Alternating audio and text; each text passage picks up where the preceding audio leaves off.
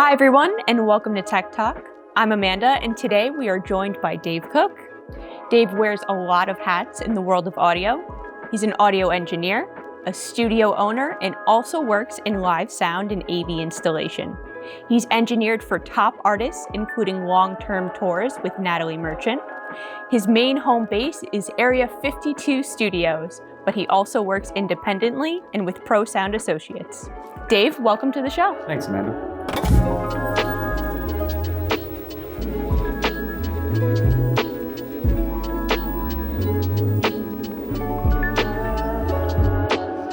So let's start with your day-to-day. You've got a pretty unique mix of roles, running a studio, doing live sound, and tracking AV installation projects. Can you give us a sense of what your typical day looks like in your world and how you juggle all three? Sure, except there really isn't much of a typical day with all those. If I'm in the studio, I tend to try to work more or more or less business hours. So I'll try to stick to about a 9 o'clock or a 10 o'clock start each day. Most of my clients can adhere to that.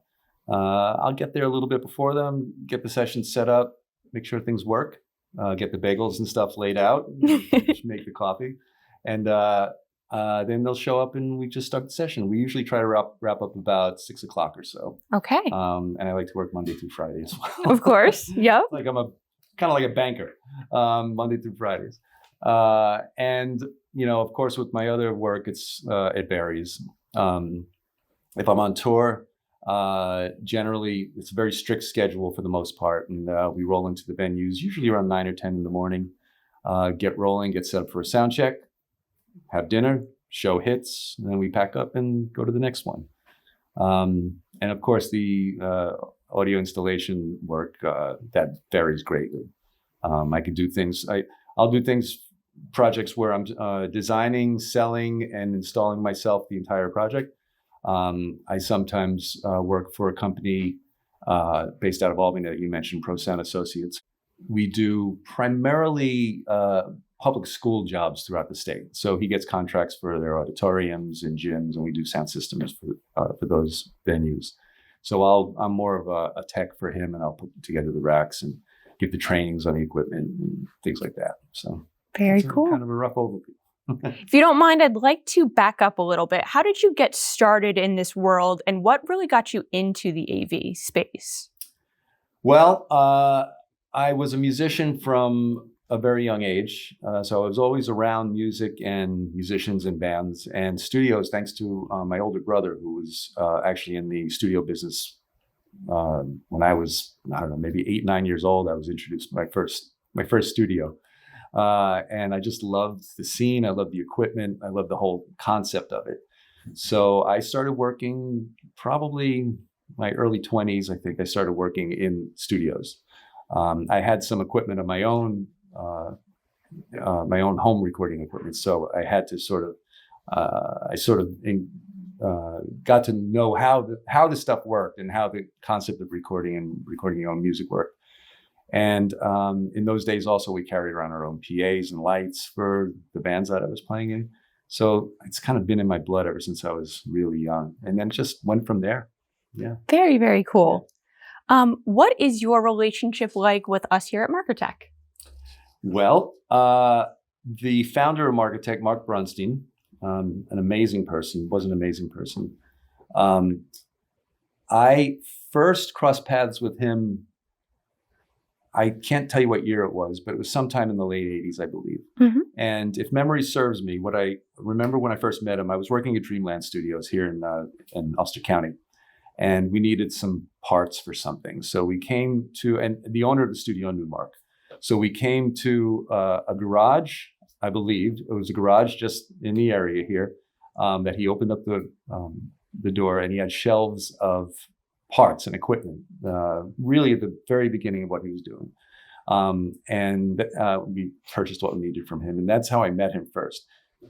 Didn't really have anything to do with him for many years until his daughter, for a time, was going to the same school that my daughter was. So we kind of had a little bit of a friendly relationship there. Also, of course, I was buying equipment from Markertek and Technic for a while at that point. Then as far as my relationship here with my studio, which is on the campus here at Markertek, I was looking for a place to sort of keep some of my equipment, a storage space more or less, but also an office and just to kind of do a little bit of work.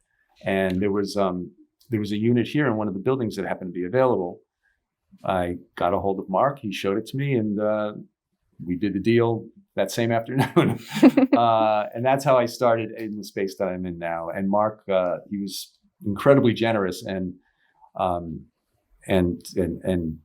very helpful with getting me started in my space here. And of course, I know a lot of the people that work here on staff in sales and design work and everything. It's all one big family. Yes, definitely. So let's talk gear. Are there any products or pieces of equipment that are absolutely essential to your work? Well, yes. Well, all of it. I don't think I can do much of it without any of it, without some of it. If we speak about the studio, I'm Pro Tools based, Avid Pro Tools, of course. The majority of pro studios out there are working in Pro Tools. So that's the heart of the system. A lot of my microphones and cabling, a lot of cabling that I have at the studio and custom harnesses I've gotten through Technic and Markertek. Apple computers, they're incredibly important to what I do. On the live side of things, I have purchased a few digital consoles that I own through Markertek as well. Behringer, which has gotten kind of a bad rap over the years because it's just a less expensive lower line of products. Maybe about 15 years ago, put out the X32 digital console. Many people are very familiar with it. It's kind of the standard for entry-level digital consoles. I purchased my first one through Markertek, made my money back on it in about 3 days. And I kept it rolling for years. It was really an integral part of what I did. And I've upgraded a little bit since then. A lot of Midas products that I purchased from Markertek. Microphones, a lot of custom metalwork as well. All my input panels, my microphone input and output panels at the studio are all custom made by Markertek. Very cool. Yeah.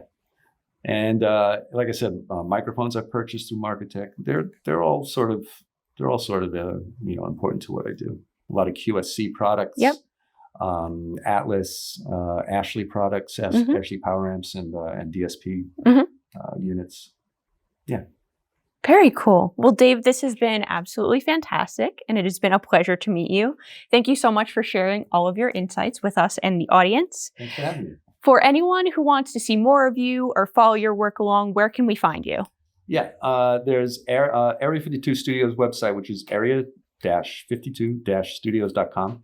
There's also sessions from area52.com that not only hosts information about the studio, but it also hosts podcasts I do from the studio, which is titled Sessions from Area 52. I do a series of podcasts with artists that have come through my studio, and we talk about the projects that I've done with them, as well as have them play live in the studio. So it's a lot of fun. Very, very cool. Yeah.